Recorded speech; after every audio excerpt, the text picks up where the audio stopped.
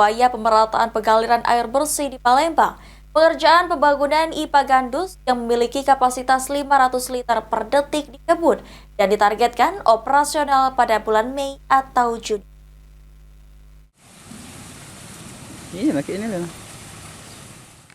Hingga tahun 2025 ini, pengaliran air bersih belum 100% dirasakan oleh warga Palembang.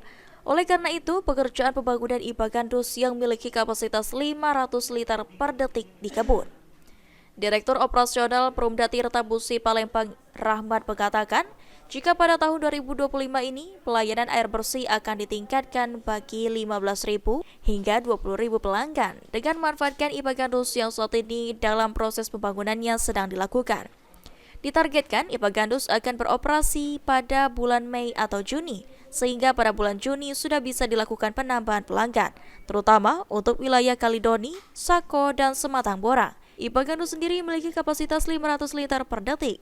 Jadi di tahun 2025 ini kita ada target penambahan pelanggan itu sekitar 15 sampai 20 ribu pelanggan, di mana kita akan memanfaatkan IPA Gandus yang sekarang sudah kita kerjakan proses pembangunannya. Perkiraan bulan Mei, Juni itu sudah bisa produksi dan Juli sudah mulai penambahan pelanggan. Untuk wilayah-wilayah terutama Kalidoni, Sako, dan Sematang Borang. Sandi Pratama, PAL TV.